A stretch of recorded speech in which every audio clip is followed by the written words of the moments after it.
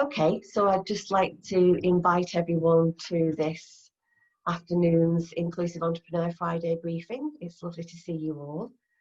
So what I'd like to do now is just let us all introduce each other to each other.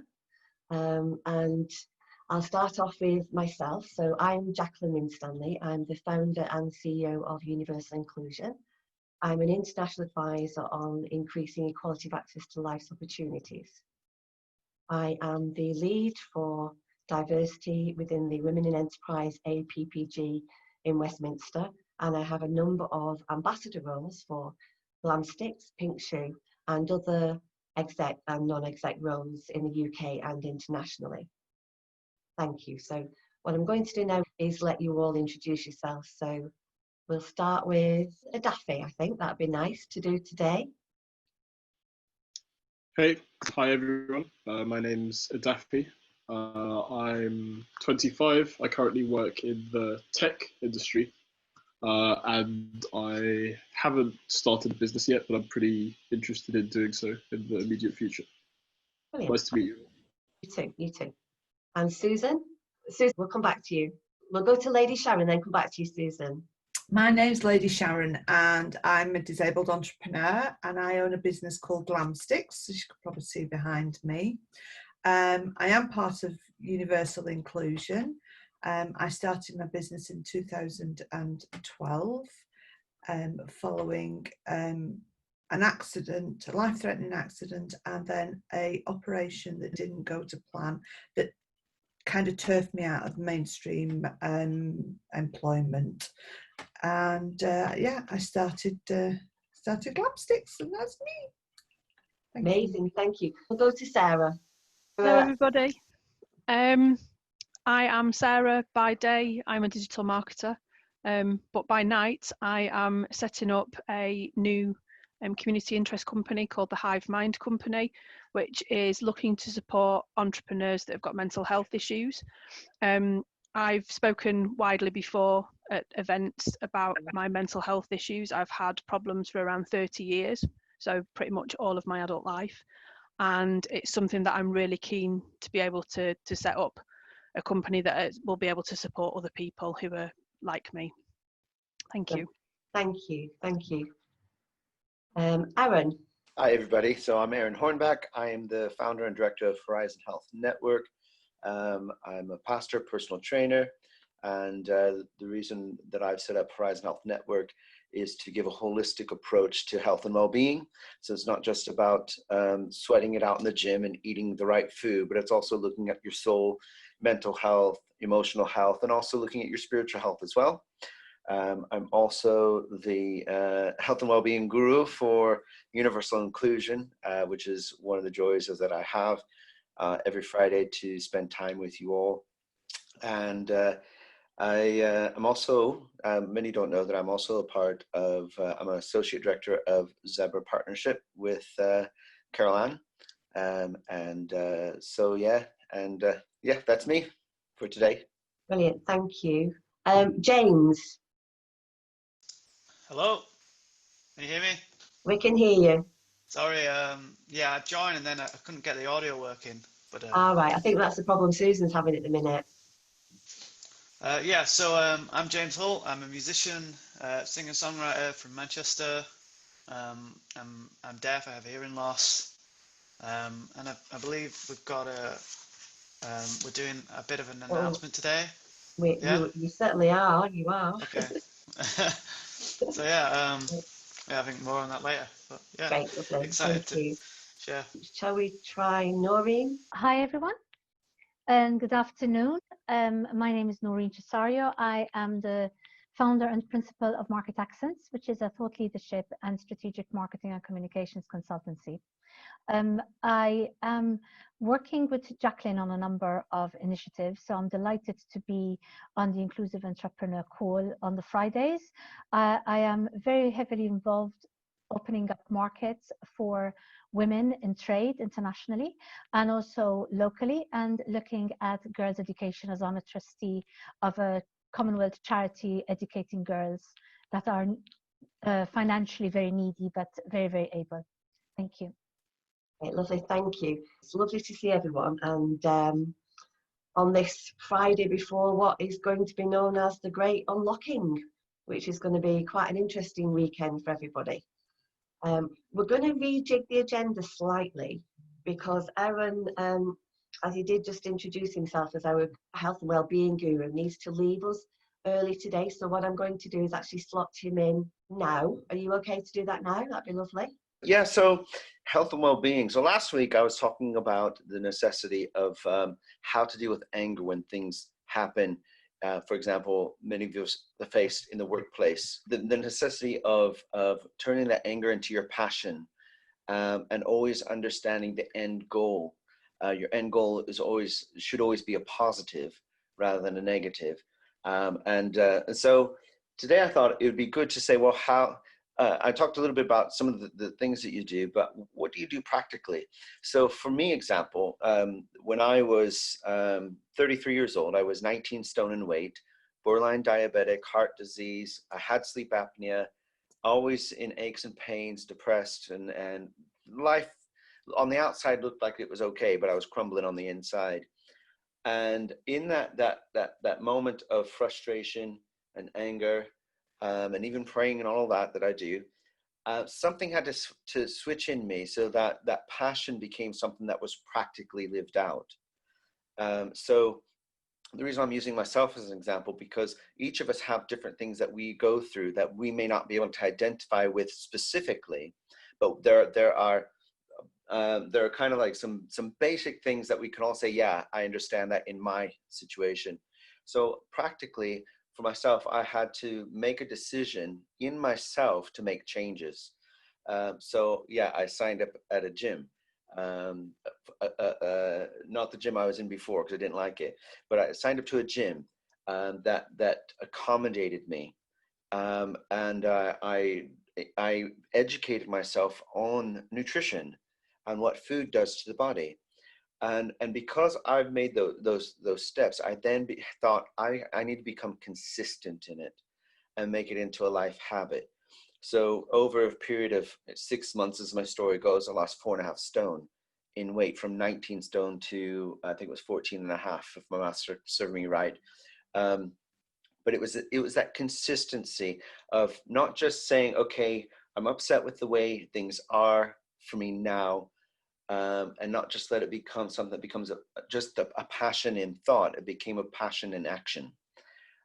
So I just want to encourage that, we're coming to a time where lockdown is easing even more. And some of us, rightly so, a bit nervous about the next step. And some people, they're overexcited and aren't thinking clearly about what's coming next. But I think it's important that as things begin to ease off and life begins to come to whatever normal that is now, that we make sure that we take practical steps that are able to drive whatever passions we may have in this season of lockdown, to move forward in making right choices. And by the way, if you need any help, please contact me. That's what I'm here for, to help you.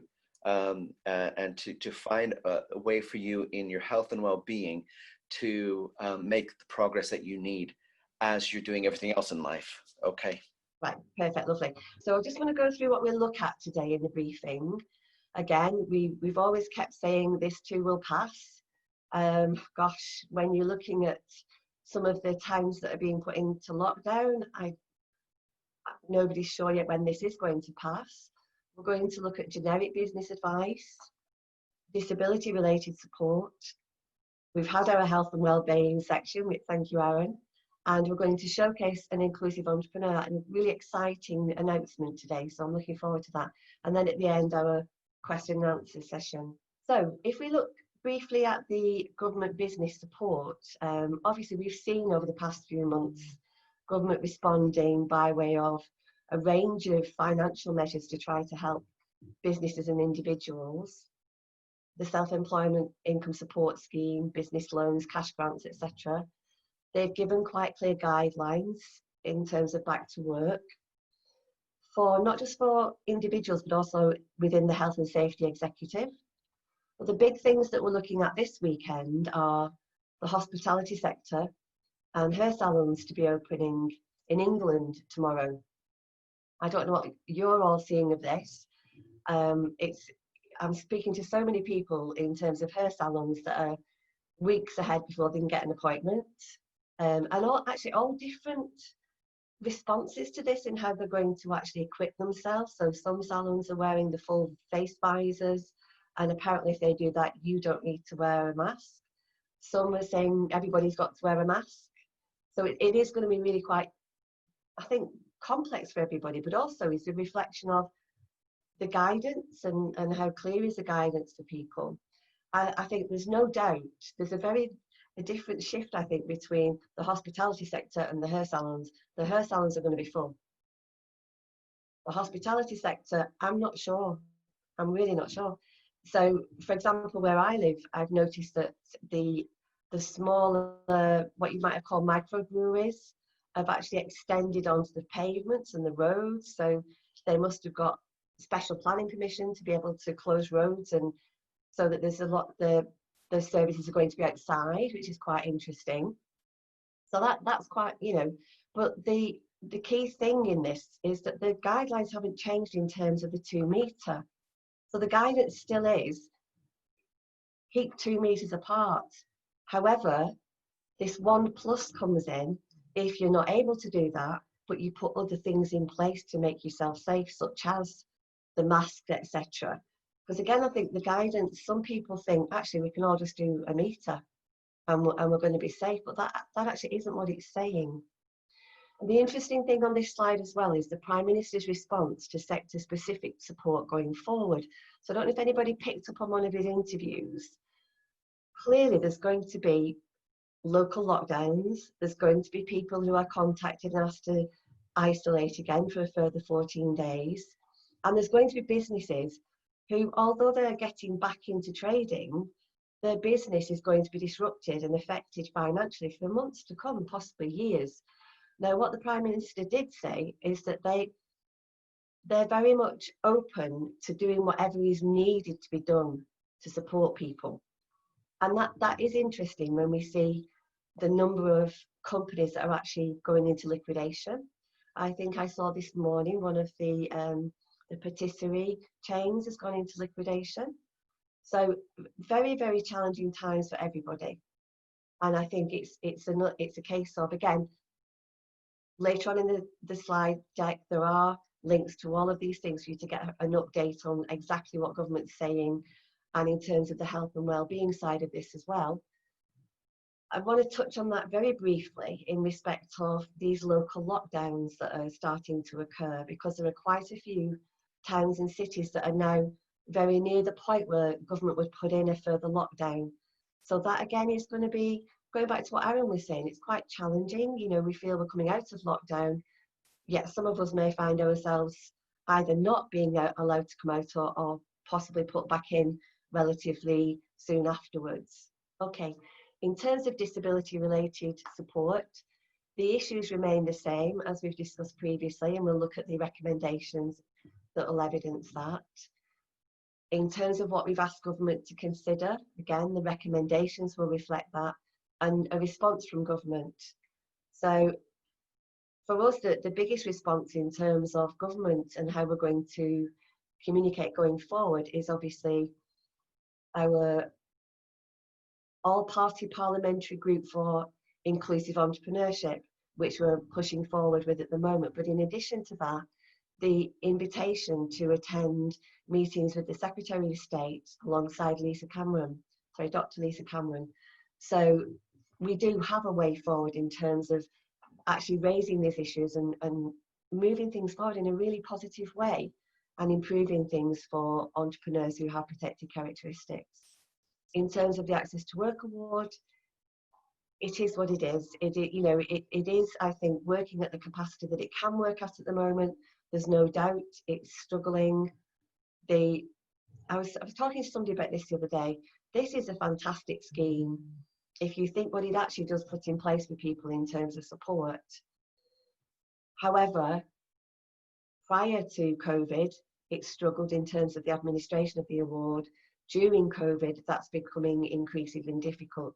They have put some measures in place to alleviate some of these things, and there is a link for people to have a look at what those are, but there is more to do to support people through this process.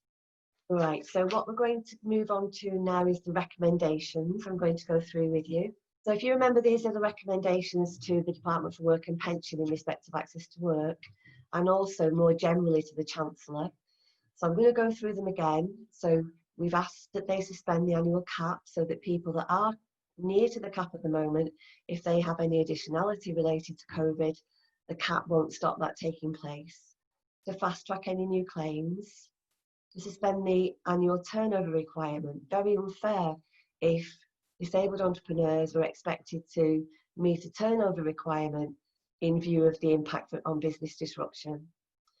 To accept digital submission of payment requests, allow for longer access to the mental health strand of the award, fast track any requests for ergonomic working from home, the award period to be extended for 2 years without review, fast track any additionality claims relating to support workers who are self-isolating, whether that's because they actually have a complex condition that's going to need them to remain in self-isolation, or if they're contacted and asked to isolate again. Recognise and consider the way disabled entrepreneurs manage their complex health conditions, and consider additional measures of support which do not require us to give up our access to work award as part of the process. Amend the self-employed income support scheme to recognise the particular needs of the disabled entrepreneur, and the creation of an all-party parliamentary group dedicated solely to inclusive entrepreneurship. If you remember, we now have an events page, and as we've said, if anybody has any events they want to send in, we'll put them on for this briefing. So the RSA podcasts are continuing. We have a date now for the virtual expo, which will be the 21st of August.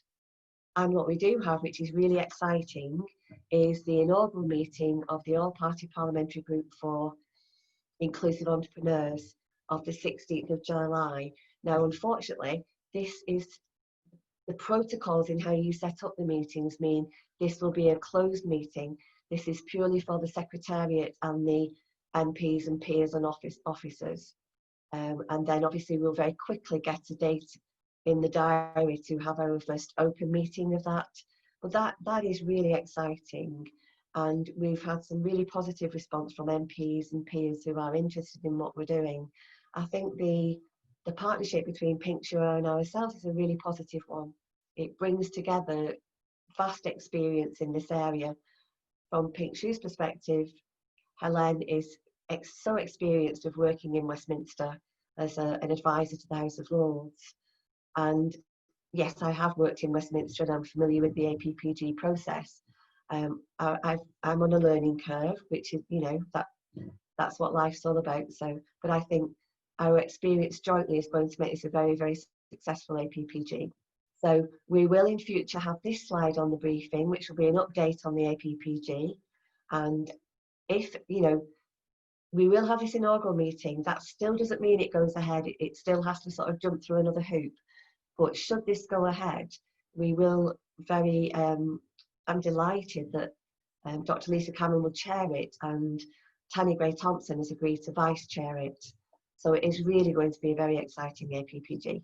Okay, just to keep in our mind, how can we achieve equity in this sector? Excuse me, I'm just going to have a little drink, sorry.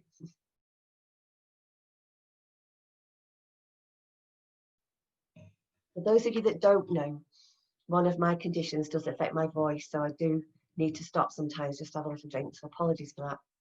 So this is going to underpin the programme of work within the APPG. And this is looking across the board at any entrepreneur who has a protected characteristic, particularly disabled entrepreneurs. So it's intended to raise awareness of the concept and opportunities for innovation and inclusive economic growth, to increase the understanding of government and policymakers and the business sector, the ways in which people who have protected characteristic create enterprise, the removal of barriers to enterprise for people with protected characteristics, to increase sector-specific business support and academic research in this area, to run a programme of events to further inclusive entrepreneurship here and internationally, to increase access to finance and health and wellbeing support, to host events with schools, universities and emerging entrepreneurs, and to establish an accelerator programme which includes mentors, role models, and will have an annual award ceremony within the House of Commons, and to enhance the digital platform. Now, we do ask each time we do this, if anybody thinks there's anything here that we're missing, please bring that into the pot, so to speak. And, you know, we think that does cover all aspects of what we're trying to do, but, you know, we want to hear from people. If there are things that people are struggling with or they think we should include, please let us know. Okay, this is a really exciting part of today. So as James said earlier, we're just going to show a short clip, and once we've played the clip, James is going to take over and explain what he has created and what sort of led to him creating this, and what he's hoping to do going forward. And this really is very exciting. It's exciting to be collaborating with James again. His latest track, One Hand Strikes the Other, is due out this August. What makes this collaboration really special for me is that all profits from this single are being donated to Refuge. It's a powerful track raising awareness about domestic abuse, which sadly, as we know, reached record-breaking levels during lockdown. It explores an abusive relationship between two people. Seen from the outside, it shifts the focus from the relationship to the observer, suggesting we all have a responsibility to prevent domestic abuse. The song's powerful melody, the thought-provoking lyrics, command an equally powerful visual to accompany it. And we're now looking for a female film producer who's worked previously in this field. If this is you and you'd like to support the work of Refuge, then get in touch. So yeah, I wrote this song like quite a while ago. I think it might have been like maybe about 1.5 years ago. Do you want to listen to the song first? Go listen to the song. Yeah, let's listen to the song. One hand strike the other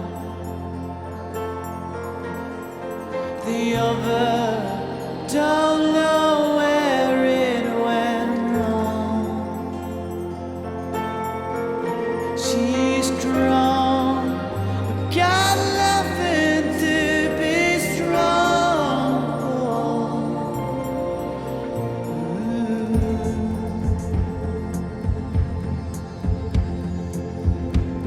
Her routine lover, drunken lips and bloody eyes,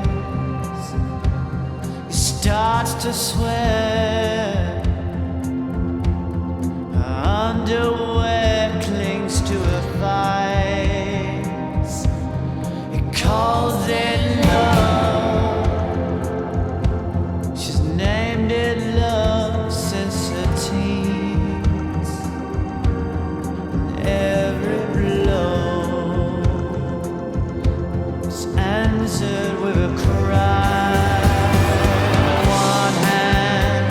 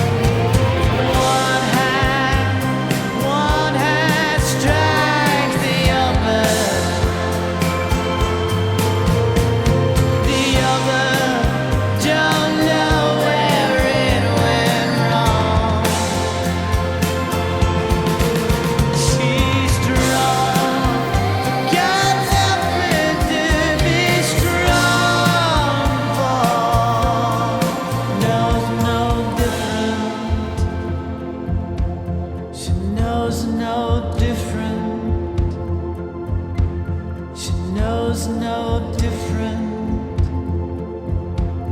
She knows no different.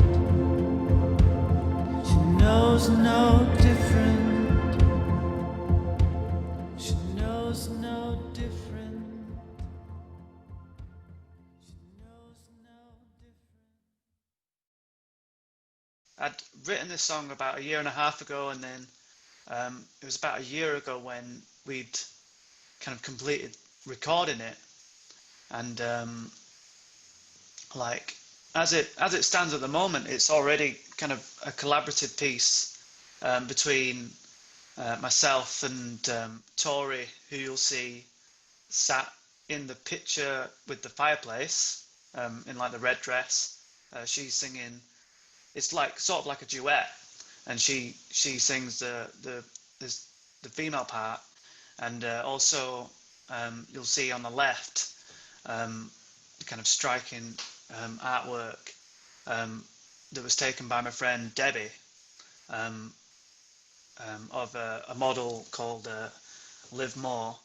And what I wanted to do, and I've been talking to Jacqueline about this, is like introducing someone else to kind of share their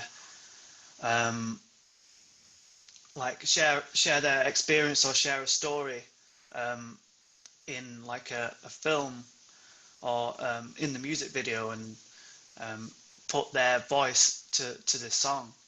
And it's worked out because I had this song kind of written finished a year ago, and I didn't really know what to do with it and how to how to approach it, and or how to release it. And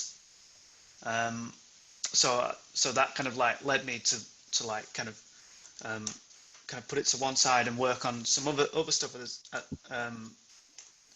like other songs in the meantime. And I think as Jacqueline has mentioned, like I think the timing as well with the COVID-19 and the lockdown restrictions, and it's like seeing a rise in cases of domestic abuse, that it's actually proved that now is a really good time to put it out. And I figured like what I could have done is just release it as a single and then release it as a song, and and just have it as another song I'd released. And like whenever I release songs, I'll get like some press coverage or radio. And I thought, well, if I get like a bit of radio time with this release, then why don't I use that, like donate that time on the radio to talk about the themes of the song? And why don't I like use that as well to promote like a charity that supports victims of domestic abuse? And that's kind of really my kind of understanding. And as well, like Jacqueline mentioned, that the song itself focuses on the kind of outside perspective of domestic abuse, like the people it can affect outside the relationship, and also how the people outside the relationship can have an influence over it. And it kind of questions whether those people are complicit, or whether they could have made an impact, made a difference. And I think one of the reasons why I chose Refuge was as well as like they support women in the domestic abuse relationships. They also support the children as well, and people, and these are the people like outside the relationship who have their lives affected. And Jacqueline's been brilliant in supporting me with this, and coming up with some great ideas. and I always find it quite difficult to talk because it's like we've discussed, because I'm a male, and you know, and I kind of, it's like, yeah, it's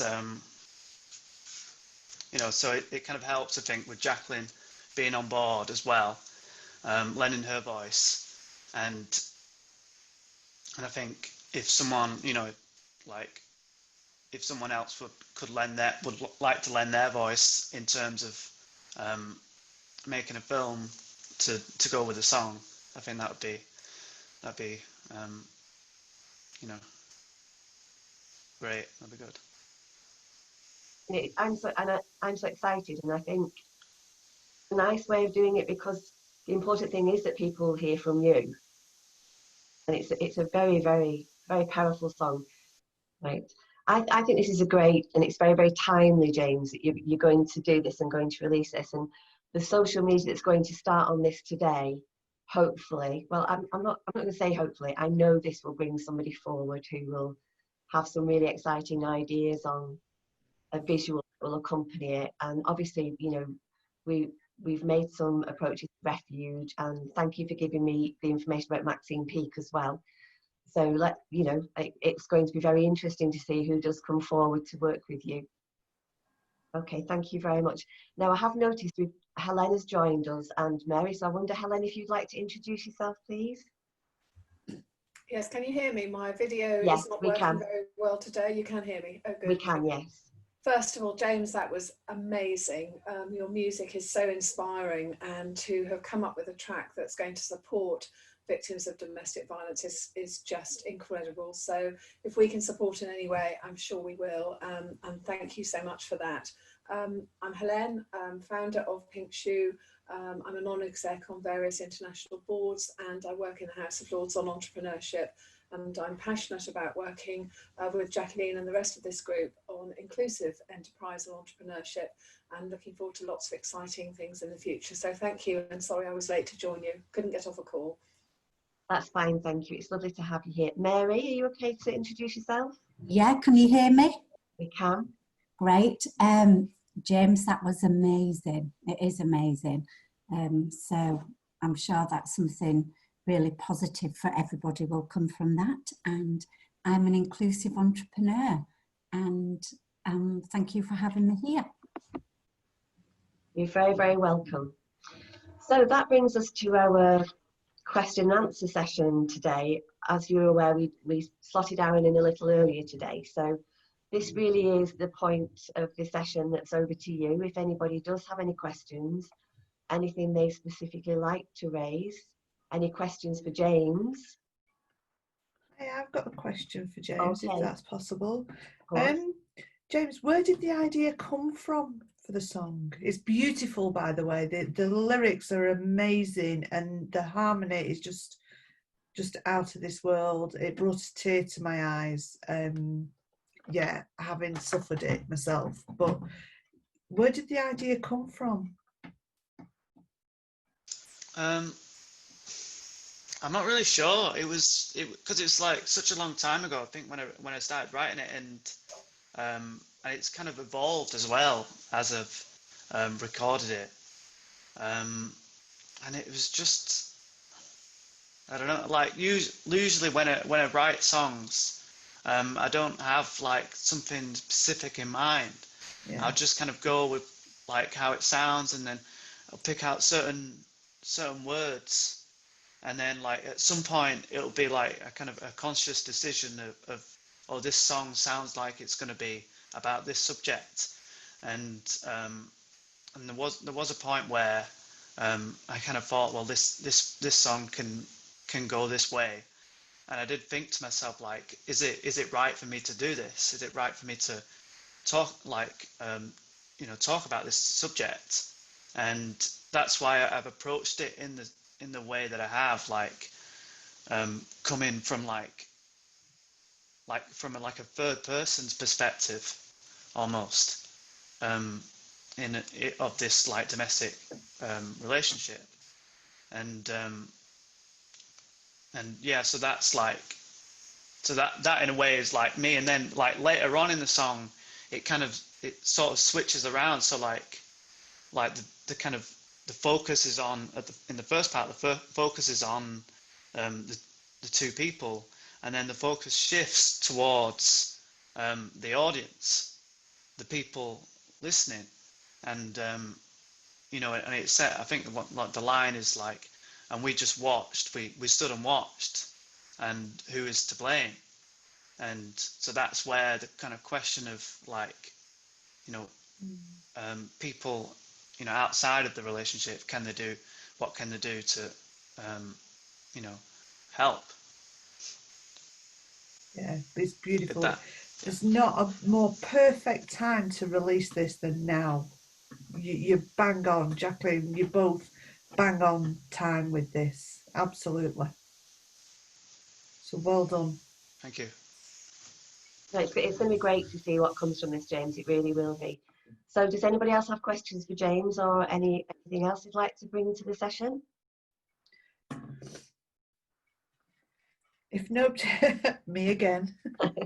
If nobody has any questions for James, I'd just like to go to something that I think we spoke about either this week or last week, I think it was, Jacqueline, about payments for self-employed people, these payments that are coming from the government for the self-employed people, if you'd had accounts back. Yes.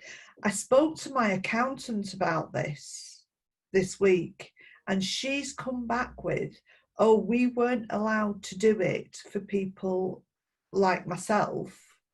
They were only allowed to do it for certain other people, big companies. So I'm kind of like left in limbo now. It's like, well, should I have done it? Or does it just come directly from the government without having to apply for it? Because that's what they were implying, wasn't it? If my memory serves me correctly, it was going to be done automatically in terms of the level of profits that businesses had shown in the past however many years. Yeah. There was a self-assessment thing you could fill in on the HMRC website to say whether you would get anything based on your accounts. But I don't recall there being a cut-off between small businesses and large companies. But I mean, we can take that offline, Sharon, because I will follow that up for you. Okay, lovely. Okay, all right. You. Well, yep. You're very, very welcome. And it is going to be interesting to see how all of these things that were put into place do end up, you know, and sometimes it's been massive. So sometimes it could be genuinely somebody's being missed or changing direction, or, you know, for instance, government is now saying people who continue to have business disruption, the second stage payments of some of the initiatives, they're going to have to show that interruption lasted beyond a certain date. So I think it's tightening a little, even though they are still listening. But thank you for that, because I wasn't aware of that. Yeah. May I just pass a comment? Yes. Sharon, if you went on the HMRC website, as Jacqueline said, there was a self-assessment. You put it through, and then they actually said, once you've put it through, yes or no, and then the money automatically was sent. And this was all coming through, I think, until the end of July, or a cut-off date in July. And the second tranche would be from July to the end of August, not yet due out, but you would have had to prove that you do have a disruption to the business, which is a shady grey line, and there's a lot of discussion going on about it as to what that matters. And there have been a couple of links, Jacqueline, maybe if you haven't seen them, I can pass them on to you, which explains what they meant by disruption to the business. So I would go back and ask your accountant again and check yourself on HMRC, because they're very clear on it. They give you guidance on how to go. I went on HMRC and I did the form, and they said, yeah, you know, I was entitled to it because I'd you know, I've been in business and I've got the accounts and that there, but I've heard nothing more since. You had to go back in again to activate it. Right. Okay. Yeah, I think when I applied for it, I mean, I'm a sole trader, so I don't know if that's different to you, so Sharon. no, I am a sole trader as well. So I've got an accountant, but I did all the other stuff myself. And And when I went in and did the assessment form, like Noreen said, it gave you a date of when you could apply. Yeah. So I was like the first day that you could apply. Oh, So then you had to go back in and do the application, but then it was all calculated for you, so you didn't have to produce any accounting information or anything.